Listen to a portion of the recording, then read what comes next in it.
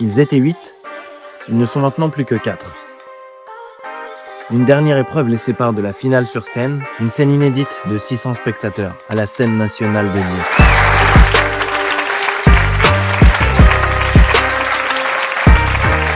L'épreuve consiste à préparer un texte de 1 minute 30 a cappella. Le fond et la forme sont libres. Ils doivent simplement faire de leur mieux pour toucher le jury. Bienvenue dans la demi-finale du Dieppe Urban Challenge. Il va juger le frérot. Là,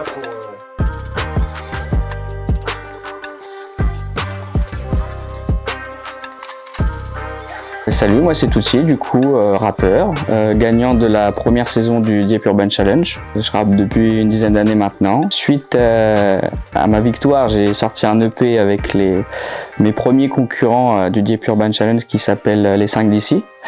Et ensuite en mars dernier, j'ai sorti mon premier album Printemps Anthracite. Et depuis, je le défends sur scène et j'ai beaucoup de scènes qui arrivent là dans les mois qui arrivent. Moi, le gros concert qui arrive, c'est le 28 juin au Drakkar. Je serai accompagné de Pur, il sera en première partie et moi c'est du coup un concert qui présente mon album Printemps Anthracite. Donc je vais retracer tout Printemps Anthracite. C'est un vrai spectacle, limite aussi de théâtre avec des interludes etc. pour présenter tout le projet. C'est quand même 1h15 de scène, beaucoup de taf et on a 30 minutes de première partie de Pur. Donc voilà. La billetterie elle est sur mon Instagram, Toutsi dans les liens en bio. Et puis si vous croisez des affiches aussi dans Dieppe, il y a des QR codes qui traînent quoi. Voilà. Mezzo, rappeur normand, dieppois depuis mes 17 ans. Un autre parfum, Ménigmati, plusieurs projets et bientôt peut-être aussi un retour. Et voilà, jury pour l'édition 2 du Dieppe Urban Challenge avec beaucoup de plaisir et d'honneur. Donc c'est parti, on va juger les 4 demi-finalistes. Bonjour, je suis Aurélien, élu à la ville de Dieppe. Je suis neuvillais depuis toujours, donc j'ai grandi dans le quartier. J'ai accompagné depuis le début le projet de studio d'enregistrement musical jusqu'à aujourd'hui, le Dieppe Urban Challenge. Bonjour, je suis Simon Fleury, je suis directeur de la scène nationale de Dieppe et très heureux de participer à cette aventure du Dieppe Urban Challenge saison 2.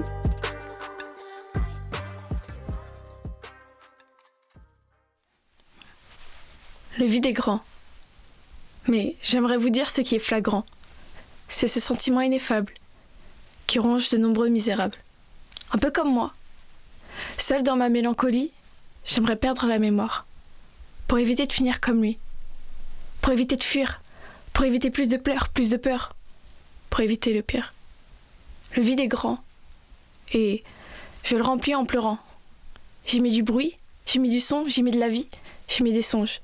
C'est ça mon vide, c'est ça mon cœur, c'est ma rancœur. Tout est si rapide, mon vide est inflammable, irascible, insondable et sensible. Moi, j'aime pas quand le vide est grand. J'aime pas le silence. Le silence, je le vois comme une lance. Ça résonne plus que des mots bruyants. Un peu trop songeuse, la vie est un peu moqueuse, parce qu'elle voit que je rêvasse, alors que le temps me lasse. Douce mélancolie, je sombre dans la folie. La routine me rend ivre, ivre de ne jamais tout comprendre. Le regard vers les cieux, essayant de faire de mon mieux, pendant que mes espoirs retournent en cendres. Ok. Je suis surpris, hein. Je pensais qu'elle ferait un truc chanté ou rappé. Première impression du travail de Lana, c'est je vois un texte qui sort de ses tripes, qui sort de son corps et dans lequel elle exprime réellement quelque chose. Pourquoi elle fait de la musique, pourquoi elle chante. Bravo à elle, hein, c'est difficile de se livrer comme ça sur une prestation brute. J'aime beaucoup, c'est livré avec le cœur, on sent qu'il y a de la passion dans l'écriture. Il n'y a pas de tentative, je crois, de rythmer ça, et c'est vraiment là pour le coup une vraie tentative poétique. Je trouve ça assez courageux, audacieux. Ça paye, j'aime bien. Intéressant, des beaux mots, et j'aime bien l'interprétation aussi de Lana en tout cas, ce qu'elle a donné dans son texte. J'ai l'impression qu'il y a quelques mots qui sont en trop pour la rime et que je ne vois pas spécialement dans le sens des phrases. Mais en tout cas, le texte est joli. Donc non, pour l'instant, j'aime beaucoup ce qu'elle a fait. voyons après les autres ce que ça dit, parce que je me rends pas compte, c'est quand même la première que je regarde, quoi. Mais non, j'aime bien. Ça me va. Et donc elle doit exprimer quelque chose et combler un vide. Le vide, je pense qu'elle y répond par ce besoin de s'exprimer et de mettre des mots sur ce qu'elle vit, sur ce qu'elle voit. Et elle remplit donc son vide par de la culture. Première impression, c'est un bon travail, je pense. C'est fort, c'est fort. Elle a écrit elle-même son... Ok, c'est touchant. Ouais. Belle presta. C'était... c'est entre guillemets, c'est... Je veux pas être vulgaire. Je vais pas dire couillu, mais je voulais dire... mais ouais, faut les loser, ce truc. Bien joué, bien joué. Yeah, T'as plus ton tel, s'il te plaît, fais pas ton dramatique. On t'avait prévenu l'ami, Paris c'est magique. Ça va vite, c'est maxi le temps d'un clin d'œil. Dieu merci, je dirige ma vie comme aucun d'eux. Je confondais vitesse et précipitation. J'étais jeune, je fonçais dans le tas sans hésitation. Avec le temps, on finit par se canaliser. Je vais les choquer fort comme un noir à l'Elysée. On dansera le milliard, il pleuvra des milliards. Une vie à 100 alors souvent ça finit sur le billard. L'histoire ne s'oublie pas, elle s'écrira. Ils veulent pas l'entendre, pourtant c'est criard. Ne fais pas tout bien, il faut alterner. De toute façon, les premiers seront les derniers. Dans ce rap musique, je suis embourbé. J'ai les deux pieds enfoncés dans ce bourbier. Laisse tomber, poto, c'est pas la peine. Les feuilles mortes ramassent à la pelle. Le bruit des feuilles craquant me rappelle. 10 ans plus tard, certains manquent à l'appel. Ça pue le danger, yeah, ça pue le danger. Y'a comme un bruit, ça vient de là. Y'a quelqu'un derrière la porte. Laisse tomber, poto, c'est pas la peine. Les feuilles mortes ramassent à la pelle. Le bruit des feuilles craquant me rappelle. 10 ans plus tard, certains manquent à l'appel.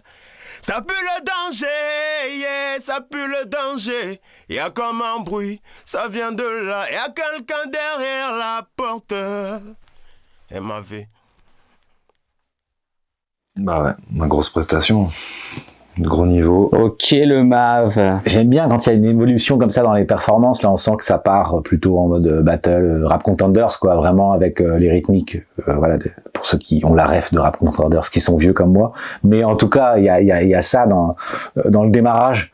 Et en plus, il y a quelques phases bien écrites, je trouve. Voilà, quelques trucs bien sentis. Et puis après, quand ça part en chant, je trouve ça super. Ça amène aussi, ça augmente la performance. Ça amène vraiment une autre sensibilité, je trouve, quelque chose d'un peu moins brut et quelque chose d'un peu plus doux. D'un coup, même si on sent qu'il y a quand même toujours un engagement artistique fort dans ce qu'il propose. Mais... Bah, bravo. On sent une maturité sur le travail qui est fait par MAV. Pour tout vous dire, il m'a fait plutôt rire dans son discours, c'est que il dénonce des messages. Enfin, il a des messages sur la société actuelle dans laquelle il vit. Il parle de racisme, il parle de sujets qui me sont très proches et qui m'intéressent énormément. Je pense que son travail est bien fait parce qu'en fait il a cette capacité à attirer l'écoute du public et à changer de rythme au milieu de son travail, qui est plutôt bien fait. La partie chantée, moi je suis moins client, même si elle est cool. Par contre la partie rappée, ouais, c'est solide. En fait il y a un moment où tu bouges la tête automatiquement. Il a réussi à mettre du tempo, à mettre du rythme, avec des petites refs à l'actualité avec le Paris Saint-Germain et tout. Non, c'est cool. Belle presta, grosse voix et tout. Ok. Très belle énergie sur Mav. Les paroles, on passe des petites éco-tripes, des phases marrantes à des choses plus profondes, donc il y a un peu de tout. Et puis ouais, c'est au niveau de l'interprétation et de ce qui dégage dans ce texte. Tout est clair, tout est clean.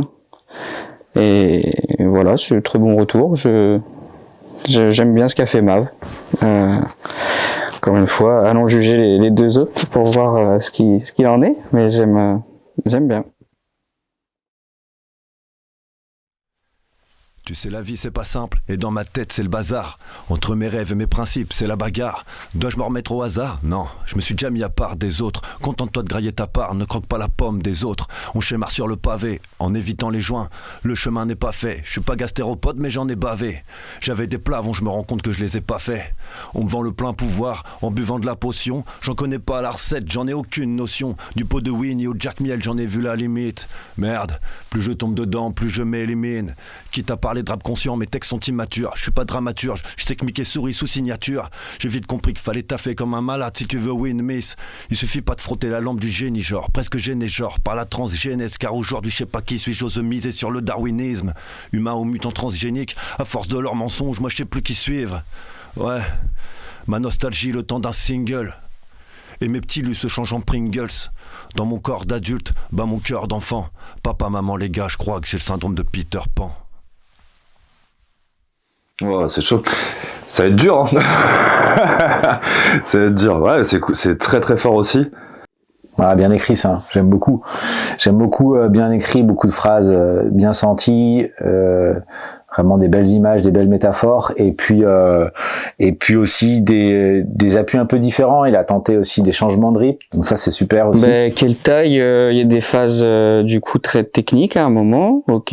Je vois le thème, il y a quand même pas mal de phases qui rappellent son thème de Peter Pan, donc du rapport à l'enfant adulte, disons. Du coup c'est intéressant d'avoir mis ce thème là parce que je pense qu'on le ressent un peu tous.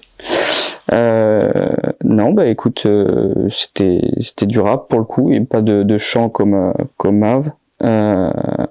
L'interprétation était bonne, franchement, il nous prend avec lui. Non, bah Keltai très bien. C'est bien ce que j'avais compris la dernière fois lorsque je l'ai écouté. C'est vraiment un style qu'on pourrait mettre dans la catégorie du rap conscient, un petit peu avec les sons avec lesquels j'ai grandi. Il le fait plutôt bien, cette façon de faire du rap conscient. Donc avec un message, avec un engagement, ce qui est plutôt intéressant dans la musique. Avoir un message, faire de la musique, c'est aussi faire passer, circuler des messages. Belle prestation aussi, il y a du fond, il y a une fin, enfin je veux dire voilà, ça développe et toute une idée. Ok, grain de voix assez grave aussi, bien posé je trouve. J'aime bien sa voix, il fait vraiment penser à... Je trouve qu'il a la même voix que Scylla, pour ceux qui connaissent ce rappeur belge que moi j'aime beaucoup. Et il y a un peu ce grain de voix, donc il a aussi une bonne présence je trouve au niveau de la voix, qui est aussi importante dans ce genre de projet spoken word comme ça. Il faut quand même s'installer, et je trouve qu'il l'installe bien, il est posé, et à la fois il envoie bien son texte. Ouais, c'est bien. Y'a que moi-même pour me cerner, mais j'arrive pas à mon âge. Tout le temps les yeux cernés, personne connaît mon vrai visage. J'arrive plus à me coucher tard, pour moi c'est aux 3h du sbar. J'ai beau me convaincre tous les jours, c'est la même chose tous les soirs. Au moins à cette heure-là, y'a personne pour me déranger. Chaque seconde je pense au rap, mais c'est pas ça qui me fait manger. Si je finis pas mon texte, je n'irai pas pioncer. J'ai tellement peur du futur que je l'écris au passé. Au final je m'endors sur le canapé, le réveil fait trop mal. Je rêvais d'un amour sans faille et que j'avais plus de mailles. Alors je sors pour oublier, regard sur le sablier. Évidemment le temps qui passe ne sera pas mon allié. J'attends que la route tourne, mais c'est à moi de saisir ma chance. La vie avance trop vite et je regrette déjà l'innocence. J'en ai fait des nuits blanches à en chercher le sens. Et quand je voulais faire le vide, je faisais le plein d'essence. Je trouve ça va ou quoi, c'est pas si dur que ça. Qui s'inquiète pour moi si jamais je réponds pas. La vie qui défile, je regrette déjà l'innocence. J'en ai fait des nuits blanches à en chercher le sens. Et m'envahit le spleen. Et m'envahit le spleen. Donc quatrième dernier son. Donc c'est le sentiment que j'ai sur ce son, c'est que c'est vraiment un son qui a été qui est aussi mûri, en tout cas dans la façon de l'exprimer. On sent bien qu'il y a une extériorisation de ce que ce jeune-là ressent dans sa vie. Très bien écrit, c'est fluide, les rimes tombent bien, enfin je sens les temps limite. Ouais, non, c'est bien aussi, merde. Ils font chier les quatre là. Ouais, belle presta aussi, enfin là de toute façon c'est difficile de... C'est difficile de juger, l'exercice il est compliqué, a cappella, face caméra, d'arriver avec un texte comme ça de sa création sur... Donc ouais, non, déjà bravo à eux quatre parce que c'était bien cool. Habile avec les mots, il est à l'aise avec sa façon de poser les mots. Et je pense aussi que c'est aussi un bon travail et que on va avoir du boulot pour départager tout le monde. Non, ça c'est fort aussi. J'aime bien son écriture en fait. Et là, on sent vraiment qu'il a un bon flow quand il débite, quoi. C'est très sympa. C'est très sympa, mais il faut que je fasse un choix maintenant.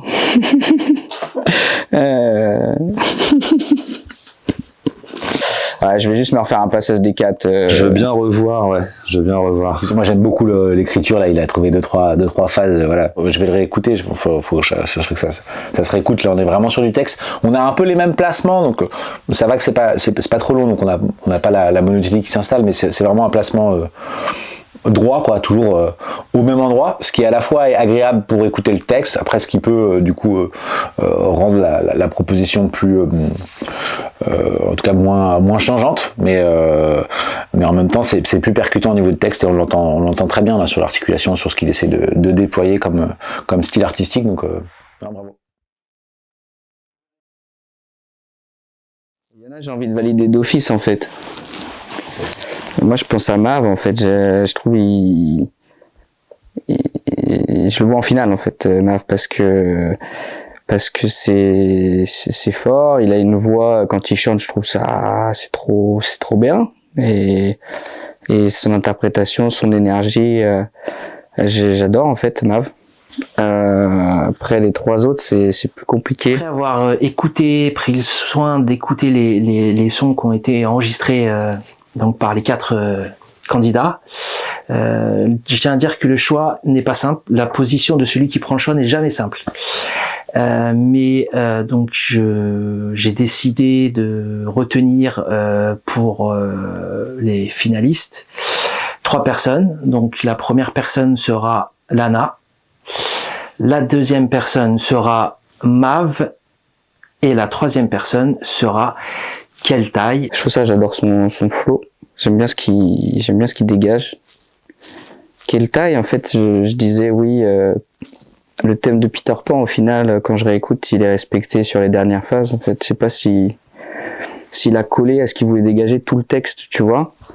Et niveau interprétation, il prend une voix très rude dans un texte où ça parle de l'enfance et qui pourrait être beaucoup plus léger dans la manière de le dire.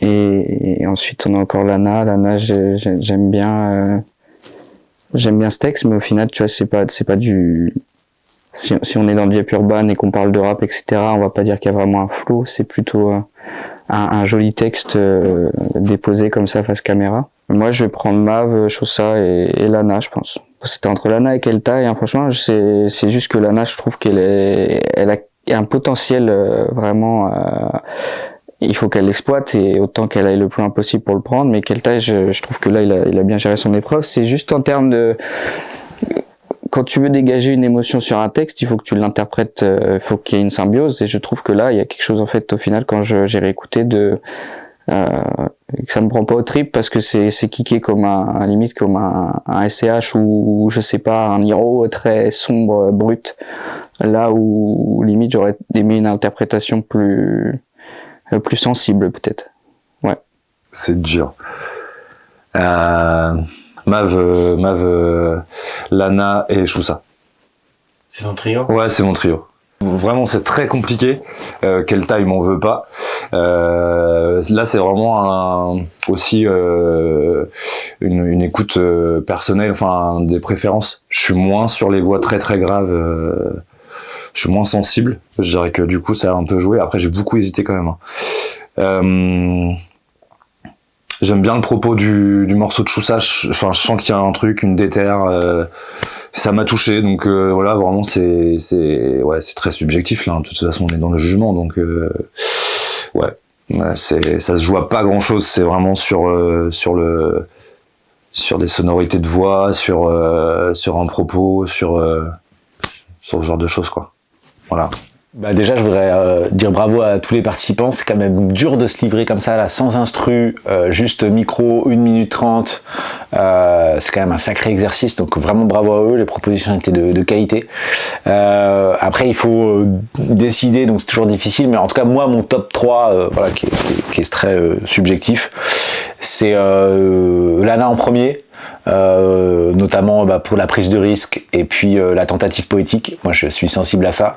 Je dirais ensuite, en deuxième, je dirais Keltai. J'ai apprécié la façon dont il a déployé à la fois ses tournures de phrases, ses placements, son écriture et puis l'environnement artistique, donc il a déployé ça.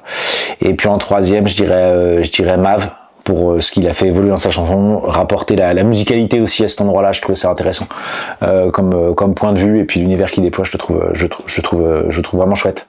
Et voilà, et quand même bravo à Choussa parce qu'il a envoyé ce qu'il fallait, mais voilà, il faut qu'il continue, qu'il garde la force et qu'il continue son chemin.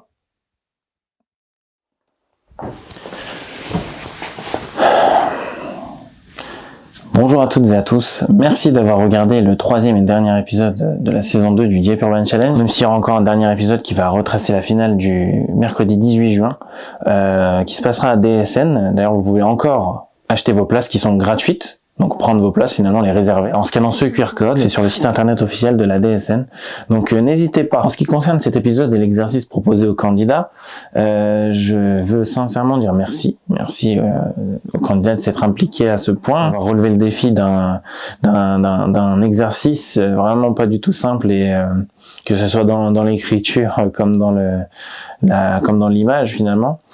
Mais voilà, ils l'ont relevé avec brio. C'était très difficile de choisir.